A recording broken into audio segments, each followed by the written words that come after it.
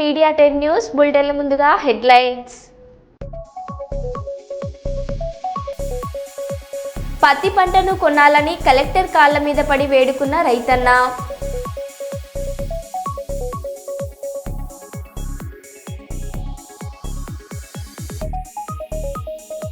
గోమాత బొమ్మతో వినూత్న గృహ ప్రవేశం.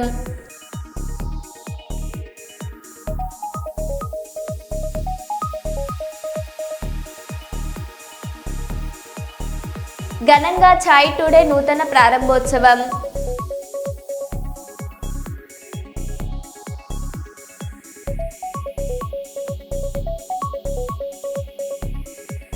షఫీవుల్లాను సన్మానించిన విశ్రాంత ఉద్యోగులు.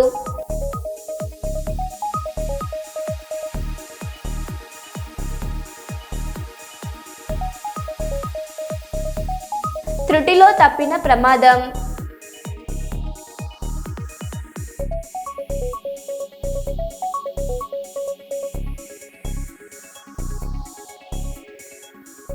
ఇక వివరాల్లోకి వెళ్తే, బంగాళాఖాతంలో కొనసాగుతున్న ఉపరితల ఆవర్తనం. నేడు మరో అల్పపీడనం ఏర్పడే అవకాశం. 48 గంటల్లో వాయుగుండంగా మారనున్న అల్పపీడనం. దక్షిణ కోస్తా రాయలసీమలో పలుచోట్ల భారీ వర్షాలు. తెలంగాణలో ఉరుములు మెరుపులతో కూడిన వర్షాలు.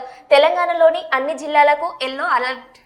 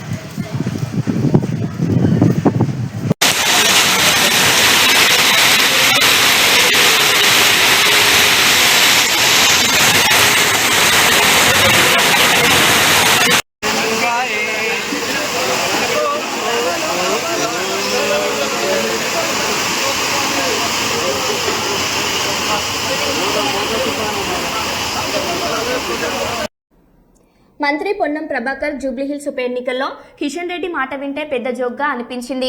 కిషన్ రెడ్డి గారికి ఛాలెంజ్ చేస్తున్న, మీరు ప్రాతినిధ్యం వహిస్తున్న లోక్సభ నియోజకవర్గంలో జూబ్లీహిల్స్ అంతర్భాగం. మీరు కేంద్ర మంత్రి. గతంలో కూడా జూబ్లీహిల్స్ లో ఈ అభ్యర్థి పోటీ చేశారు.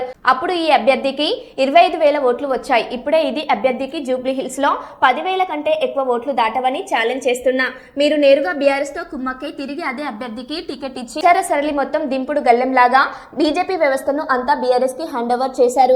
మీ ఎన్నికల్లో వారి మద్దతు తీసుకున్న దానికి తిరిగి గురుభక్తిగా మీరు ఉప ఎన్నికల్లో బీఆర్ఎస్ తో లోపకాయిరిగా మద్దతు తెలుపుతున్నారని యావత్ జూబ్లీహిల్స్ నియోజకవర్గంలో చర్చ. 11 నాడు జరిగే ఎన్నికల్లో మీ అభ్యర్థికి 10,000 లోపు ఓట్లు వస్తాయి. ఛాలెంజ్ చేయదలుచుకున్నారా అని కిషన్ రెడ్డిని అడుగుతున్నా. బీజేపీ కేంద్రంలో అధికారంలో ఉన్న పార్టీ ఈ పార్లమెంట్ నియోజకవర్గానికి కేంద్ర మంత్రి ప్రాతినిధ్యం వహిస్తున్నారు. 10 సంవత్సరాలుగా ఈ నియోజకవర్గానికి ఏం చేశారో కిషన్ రెడ్డి చెప్పగలుగుతారా? జూబ్లీహిల్స్ గురించి కనీసం శ్రద్ధలేని పట్టించుకోలేని మీరు ఉప ఎన్నికల్లో ప్రగల్భాలు పలుకుతూ గెలుస్తామంటే ప్రజలు మీరు తీరు పట్ల నవ్వుకుంటున్నారు. ఇప్పటికైనా నిజాయితీగా మీ అభ్యర్థిని మోసం చేయకుండా, మీ అభ్యర్థిని ఎదుట పార్టీకి అమ్మకుండా నిజాయితీగా పనిచేయమని రాజాసింగ్ గారు చెప్తున్నట్టుగా వ్యవహరించాలని డిమాండ్ చేస్తున్నా అన్నారు. మీ అభ్యర్థికి 10,000 లోపు ఓట్లు వస్తాయి. ఛాలెంజ్ చేయదలుచుకున్నారా కిషన్ రెడ్డి గారు అని అడుగుతా ఉన్నాం.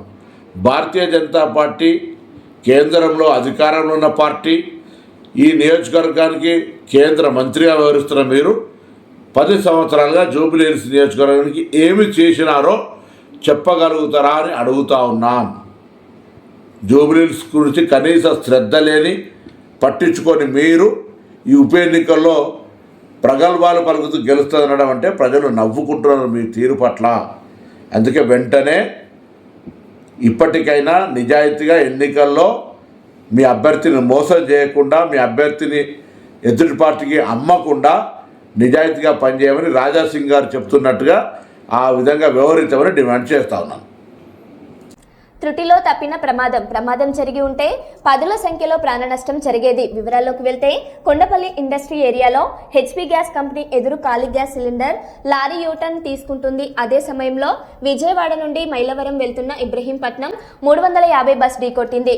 బస్సులో చాలా మంది ప్రయాణికులు ఉన్నారు. చిన్ని గాయాలతో బయటపడ్డారు. లారీ డ్రైవర్ కి కాలుకు బలమైన గాయమైంది.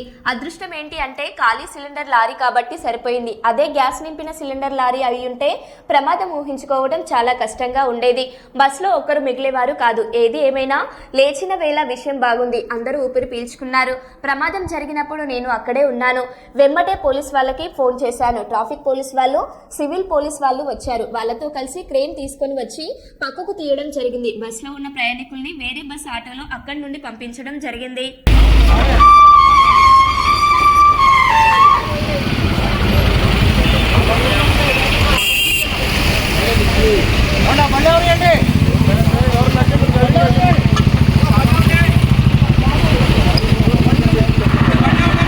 బండ్లు కాదు మనం అసలు వాడం.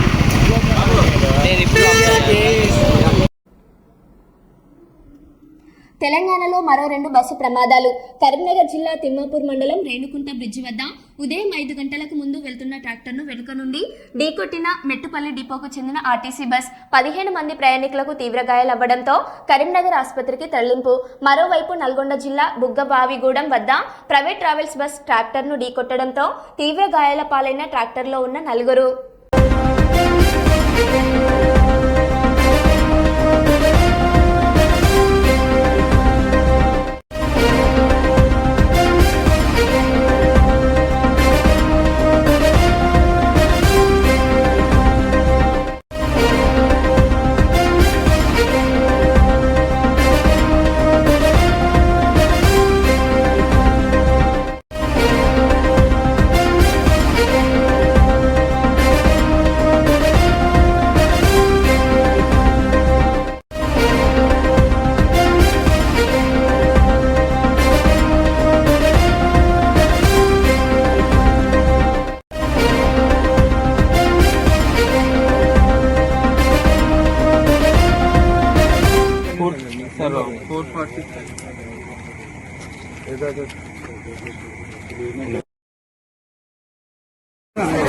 ఎవరు మీ ఎవరు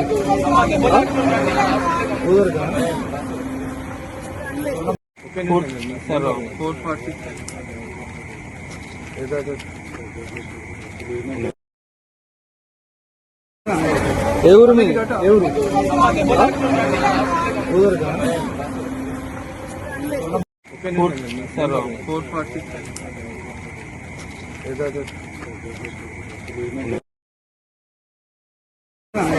ఎవరు మీ ఎవరు మంచిర్యాల జిల్లా తాండూరు మండలంలోని భగత్ సింగ్ భవన్లో నవంబర్ 3వ తారీఖు 2025 సోమవారం రోజున భారత కమ్యూనిస్టు పార్టీ సిపిఐ తాండూరు మండల సమావేశం నిర్వహించుకోవడం జరిగింది. ఈ సమావేశానికి ముఖ్య అతిథులుగా సిపిఐ జిల్లా కార్యదర్శి నామడుగు లక్ష్మణ్ గారు హాజరయ్యారు. ఈ సమావేశానికి కొండ బానేష్ సిపిఐ తాండూరు మండల కార్యదర్శి అధ్యక్షతన జరిగినది. విద్యార్థి యువకులు సిపిఐలో చేరినారు. వారికి సిపిఐ జిల్లా కార్యదర్శి రామడుగు లక్ష్మణ్ కండువ కప్పి ఆహ్వానించి ఆయన మాట్లాడారు. మరి వారికి కమ్యూనిస్టు పార్టీ ద్వారా అభివాదనాలు తెలియజేస్తూ మరి వారికి పార్టీ ప్రజా సంఘాలలో సముచిత స్థానం కల్పిస్తామని చెప్పి ఈ సందర్భంగా తెలియజేస్తా ఉన్నాం. ఇవాళ జైన్ అయినటువంటి అజయ్ అయినటువంటి వారి ఆధ్వర్యంలో యువకులు విద్యార్థులు ఇవాళ జైన్ అవ్వడం జరిగింది. మరి రాబోయేటువంటి రోజులలో యువకులు విద్యార్థులు ఎదుర్కొన్నటువంటి సమస్యల మీద ప్రధానంగా ఇక్కడ తాండూరు మండలంలో ఎదుర్కొన్నటువంటి సమస్యల మీద పోరాటాలు చేయడానికి కమ్యూనిస్టు పార్టీ ప్రజా సంఘాలు సిద్ధంగా ఉన్నాయని చెప్పి ఈ సందర్భంగా తెలియజేస్తా ఉన్నాం. మరి ఏదైతే ఇవాళ రాబోయేటువంటి స్థానిక ఎన్నికలలో కూడా ఇలా యువతే మరి పాత్ర పోషించడం జరుగుతుంది. ఇలా యువతే భవిష్యత్తు ఉంది రాబోయే రోజులలో. కాబట్టి మరి యువకులు అందరూ కూడా రాబోయేటువంటి రోజులలో మరి స్థానిక ఎన్నికలలో మరి పోటీ చేయడానికి కూడా ముందుకు రావడం మరి అభినందనీయం. మరి రాబోయేటువంటి రోజులలో కమ్యూనిస్టు పార్టీ తరఫున వాళ్ళందరూ కూడా స్థానిక ఎన్నికలలో పోటీ చేయడానికి సిద్ధంగా ఉన్నారని చెప్పి మరి అదేవిధంగా ఏదైతే ప్రజాపాలనని కాంగ్రెస్ ప్రభుత్వం హామీలు ఇచ్చిందో అవన్నీ కూడా సంక్షేమ పథకాలు మరి అదేవిధంగా అమలు చేయాలని చెప్పి రాబోయే మండలంలో ఉన్నటువంటి సమస్యల మీద ఒక కార్యాచరణ చేసి మరి ఉద్యమాలు చేయడానికి కమ్యూనిస్టు పార్టీ ప్రజా సంఘాలు సిద్ధంగా ఉన్నాయని చెప్పి ఈ సందర్భంగా తెలియజేయడం జరుగుతుంది. మాజీ మంత్రివర్యులు సిద్దిపేట ఎమ్మెల్యే శ్రీ తన్నీరు హరీష్ రావు గారి తండ్రి తన్నీరు సత్యనారాయణరావు గారు ఇటీవలే పరమపదించగా నేడు హరీష్ రావు గారి నివాసానికి వెళ్లి కీర్తిశేషులు సత్యనారాయణరావు గారి చిత్రపటానికి పూలమాలలు వేసి నివాళులర్పించిన పర్కాల మాజీ ఎమ్మెల్యే చల్ల ధర్మారెడ్డి.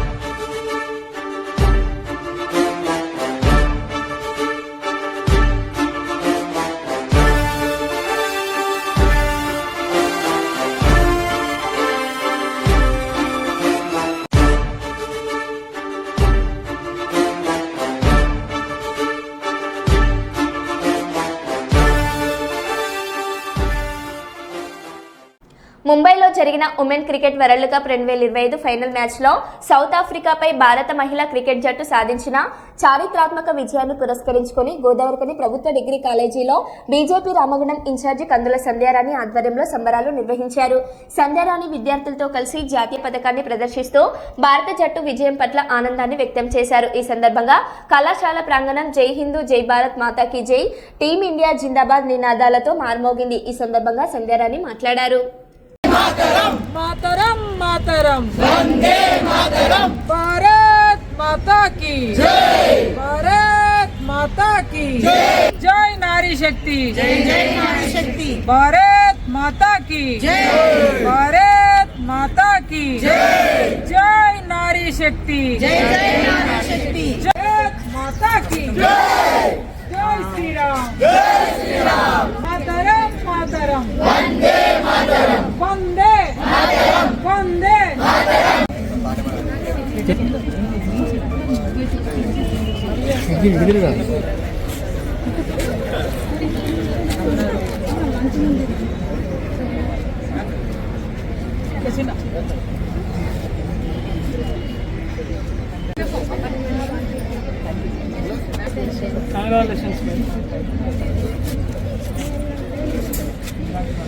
ఉమెన్ క్రికెట్ టీం అద్భుతమైన ఆటని వారి ప్రతిభని కనబర్చి ఇండియాకి ప్రపంచ కప్ని సాధించి పెట్టడం, నారీ శక్తిని ప్రపంచానికే చాటి చెప్పడం నిజంగా ఇది భారత నారీ శక్తి అద్భుత విజయంగా మేము భావిస్తూ ఉన్నాము.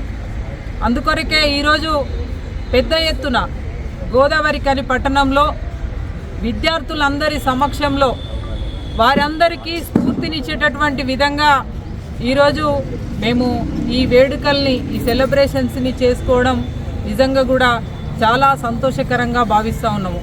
ఈ Indian cricket team, women cricket టీంకి మరి కెప్టెన్గా హర్మన్ ప్రీత్ గారు, ఇందులో అద్భుతంగా స్మృతి మందన గారు, రేణుకా సింగ్ గారు, దీప్తి శర్మ గారు, ఇట్లా ఆ టీంలో ప్రతి ఒక్కరు కూడా అద్భుతమైనటువంటి ఆటని ఈరోజు మరి ఆడి ప్రపంచ కప్ సాధించడం అనేది నిజంగా కూడా యావత్ భారతదేశానికే ఇదొక గొప్ప, అది స్వీట్ మెమొరీగా మరి గొప్ప విజయంగా మేము భావిస్తూ ఉన్నాము. మరొకసారి టీం అందరికీ కూడా హృదయపూర్వకమైనటువంటి అభినందనలు మేము తెలియజేస్తూ ఉన్నాం. అయితే నిజంగా కూడా ఆ టీం అందరికీ ప్రత్యేకంగా హ్యాట్సాప్ తెలియజేస్తూ, ఇవాళ నేటి సమాజంలో ఎట్లా ఉన్నదంటే ఇదే ప్రపంచ కప్పు. ఇవాళ ప్రపంచ కప్ అనేది మెన్ అయినా ఉమెన్ అయినా ఒకటే. ఇవాళ 40 ఏళ్ళుగా ఎదురు చూస్తూ ఉన్నాం. ఈరోజు విజయాన్ని మనం ముద్దాడుతూ ఉన్నాము. కానీ ఇవాళ మెన్స్ అయితే ఒక రకంగా సెలబ్రేషన్స్ చేసుకోవడం, ఉమెన్స్ సాధిస్తే మరి ఈరోజు ఎట్లాంటి హంగు ఆర్భాటాలు లేకుండా ఉండడం అనేది నిజంగా కూడా బాధాకరం. తప్పకుండా సమాజం ఆలోచన విధానం లోపల మార్పు రావాలి. ఈ మహిళా క్రికెట్ టీం ఏదైతే మన కప్పుని సొంతం చేసుకున్నారో దానికి తప్పకుండా అందరం కూడా హర్షిస్తూ అభినందనలు తెలియజేస్తూ పెద్ద ఎత్తున వేడుకల్ని మనం నిర్వహించుకోవాల్సినటువంటి అవసరం ఉంది. అయితే ముఖ్యంగా దేశ అవకాశం ఇస్తే అద్భుతాలు సృష్టించి ఆకాశాన్నే హద్దుగా చేసుకొని ఎదిగేటువంటి శక్తి మహిళల లోపల ఉన్నది. కాబట్టి ఈ సందర్భంగా మేము ప్రతి ఒక్క ఆడబిడ్డ కూడా ప్రతి ఒక్క విద్యార్థి కూడా తెలియజేస్తూ ఉన్నాము, అద్భుతాలు సృష్టించేటువంటి శక్తి మన లోపల ఉన్నది. మీరంతా కూడా ఇదే స్ఫూర్తిగా తీసుకొని మీరంతా కూడా ముందుకు నడవాలని, అద్భుత విజయాలని సొంతం చేసుకోవాలని భావిస్తూ ఉన్నాము. ఇందు గలడు అందు లేడు, ఎక్కడైనా విజయం సాధించేటువంటి వారి శక్తిని క్రోడీకరించి అద్భుతాలు సృష్టించేటువంటి శక్తి ఆడబిడ్డల లోపల ఉందని మరొకసారి రుజువు చేసింది మన ఇండియన్ ఉమెన్ క్రికెట్ టీం అని చెప్పి సందర్భంగా భావిస్తూ మరొకసారి వారికి హార్దిక శుభాకాంక్షలు.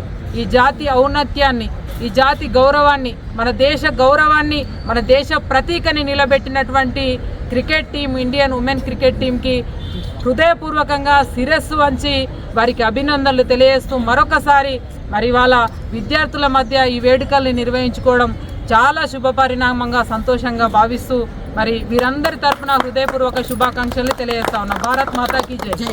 భారత్ మాతాకి జై. వరంగల్ నగరంలో భారీ వర్షం, ఈదురుగాలులతో కూడిన వర్షం. నగర వ్యాప్తంగా సుమారు 30 నిమిషాల నుంచి కురుస్తున్న వర్షం. జలమయమవుతున్న రహదారులు, ఇబ్బందులు ఎదుర్కొంటున్న వాహనదారులు, వ్యవసాయ మార్కెట్లో తడిసిన పత్తి మొక్కలు లబోదిబ్బమంటున్న రైతులు.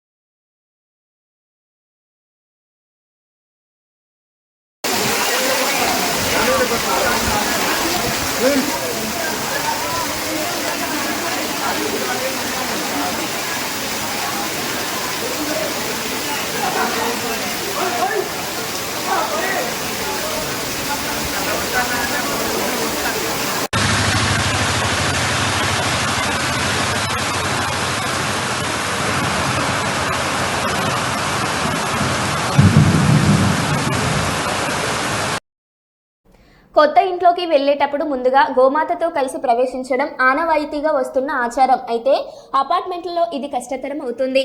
దీంతో ఓ కుటుంబం వినూత్నంగా ఆలోచించింది.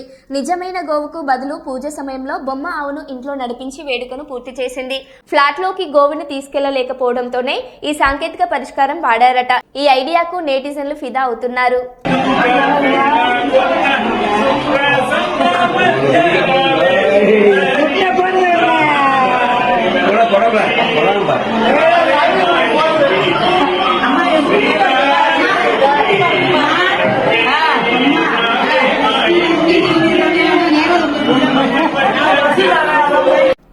జూబ్లీహిల్స్ ఎన్నికల ప్రచారం మీద ఉన్న శ్రద్ధ కాంగ్రెస్ ప్రభుత్వానికి పత్తి రైతుల మీద లేదని తెలంగాణ జాగృతి అధ్యక్షురాలు కల్వకుంట్ల కవిత అన్నారు. ఆదిలాబాద్లో మంగళవారం నిర్వహించిన జాగృతి జనంబాట కార్యక్రమంలో కవిత ఈ విధంగా మాట్లాడారు. జూబ్లీహిల్స్లో రైతులు లేరు కనుక వారిని పట్టించుకోవడం లేదని అన్నారు. పత్తి రైతుల పరిస్థితిపై తీవ్ర ఆవేదన వ్యక్తం చేసిన కవిత మొంతా తుఫాన్ ప్రభావం ముందే తెలిసిన ప్రభుత్వం యంత్రాంగం ఎటువంటి చర్యలు తీసుకోలేదని విమర్శించారు. ఒక పక్క మొంతా తుఫాన్ వచ్చిందని తెలుసు, ఆ తుఫాన్ వస్తే తేమ శాతం పెరుగుతుందని కూడా తెలుసు. కానీ ఇక్కడ ఉన్నటువంటి బీజేపీ ఎమ్మెల్యే గారు కావచ్చు, ఇక్కడ ఉన్నటువంటి బీజేపీ ఎంపీ గారు కావచ్చు, మరి ఇక్కడ ఉన్నటువంటి ఏ నాయకులైనా కాంగ్రెస్ కానీ బీఆర్ఎస్ కానీ ఎవ్వరు కూడా కనీసం ముందస్తు జాగ్రత్త అన్న తీసుకోలేదు. జిల్లా కలెక్టర్ గారు ఖచ్చితంగా ఒక అడుగు ముందు ఉండాలి. మా జిల్లాలో ఈ ఇబ్బంది అవుతుంది అనేటటువంటి యాంటిసిపేషన్తోని ప్రభుత్వం మీద ఒత్తిడి పెంచాలి. కానీ అటువంటి పరిస్థితి ఇక్కడ నిన్న కనబడలేదు. ప్రభుత్వం 1 వీక్లో మొత్తం పోయిన వారం అంతా కూడా జూబ్లీహిల్స్ ప్రచారం మీద ఉన్న శ్రద్ధ పత్తి రైతుల జీవితాల మీద లేకపోవడం అన్నది దారుణం. కాంగ్రెస్ పార్టీ వరంగల్కు రాహుల్ గాంధీ గారిని తీసుకొని వచ్చి రైతు డిక్లరేషన్ అని చేసి రైతులకు ఏదో చేస్తామని చెప్పి మాయమాటలు చెప్పి ఓట్లు వేయించుకొని వాళ్ళ అధికారంలోకి వచ్చిండ్రు. కానీ ఏ ఒక్క రైతు కానీ, అది వరి పండించే రైతు ఇవాళ సంతోషంగా లేడు, మక్క పండించే రైతు ఇవాళ సంతోషంగా లేడు, పత్తి పండించే రైతు సంతోషంగా లేడు, సోయా పండించే రైతు సంతోషంగా లేడు. ఇది కరెక్ట్ కాదు. రైతుని విస్మరించినటువంటి రాజ్యం ఎన్నటికి కూడా బాగుండదు. ఒక పక్క మీరు వాళ్ళకు బోనస్ ఇస్తలేరు, ఇంకొక పక్క టైంకి రైతు భరోసా మీరు ఇస్తామన్నంత అమౌంట్ ఇస్తలేరు, ఇంకొక పక్క యూరియా ఇయ్యలేకపోతున్నారు, ఇంకొక పక్క కరెంటు పోతున్నది. మరి ఇక రైతు వ్యవసాయం ఎట్లా చేసుకోవాలి? పోనీ చేసుకొని ఏదో ఒకటి చేసి కష్టపడి మార్కెట్కి తీసుకొస్తే దారుణమైనటువంటి పరిస్థితి ఉంది. నిన్న అక్కడికి పోతే రైతులు ఒకటే చెప్తున్నారు, మా ట్రాక్టర్ ఇట్లా లోపలికి రాగానే మాయిశ్చర్ కంటెంట్ తీసుకుంటున్నారు, డెఫినెట్గా అది ఎక్కువ వస్తుంది, మేము ఆరబెట్టుకున్న తర్వాత తీసుకోవాలి. ఈ కనీస చిన్న చిన్నవి కూడా పాటిస్తలేరంటే నిన్న మీ అందరి సమక్షంలోనే నేను కలెక్టర్ గారికి మాట్లాడడం జరిగింది. వారు దానికి ఒప్పుకున్నారు. లేదు కొంచెం అవకాశం ఇస్తామని చెప్పిండ్రు. అంటే ఎక్కడికక్కడ ప్రతిపక్షం నుంచి వాయిస్ రేజ్ చేస్తే చిన్న చిన్న సమస్యలైనా తీరితే అది రైతులకు లాభం అవుతుంది, ప్రజలకు లాభం అవుతుంది అనే ఉద్దేశంతో చేపట్టిన ఈ యాత్ర. అందులో కాటన్ మార్కెట్లో నిన్న నల్గొండ జిల్లా మర్రిగూడ మండల కేంద్రంలోని ఆగ్రో ఇండస్ట్రీ కాటన్ మిల్లుతో తేమ విషయంలో పత్తి పంటను కొనని మిల్లర్లు ట్రాక్టర్ కిరాయితో తీసుకొచ్చారని, వర్షం పడితే తన బ్రతుకు ఆగమైపోతుందని, ధర తక్కువైనా పత్తిని కొనుగోలు చేయాలని కలెక్టర్ కాళ్ల మీద పడి వేడుకున్న రైతు.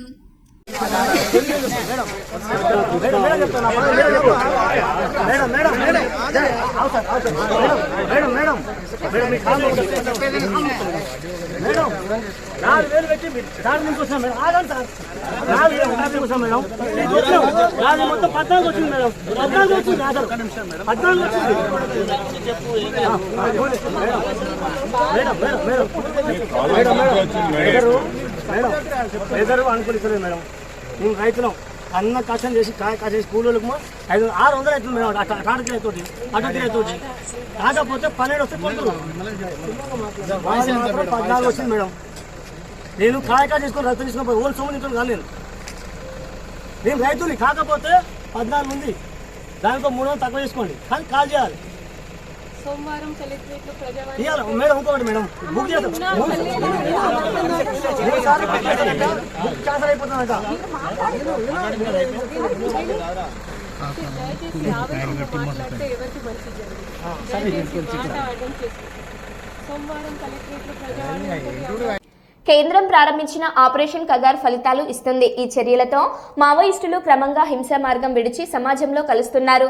తాజాగా 23 ఏళ్ల మావోయిస్టు సునీత మధ్యప్రదేశ్ ప్రభుత్వానికి లొంగిపోయారు. ఛత్తీస్గఢ్కు చెందిన ఆమె కమిటీ సభ్యుడు రామ్దర్కు బాడీగార్డ్గా పనిచేశారు. కేవలం 20 ఏళ్ల వయసులోనే దళంలో చేరిన ఆమె పలు దాడుల్లో పాల్గొని ముఖ్య పాత్ర పోషించారు. ఆమెపై 14 లక్షల రివార్డు కూడా ఉంది. కొత్త లొంగుబాటు విధానం ప్రకటించిన తర్వాత మధ్యప్రదేశ్లో ఇది తొలి లొంగుబాటుగా అధికారులు వెల్లడించారు.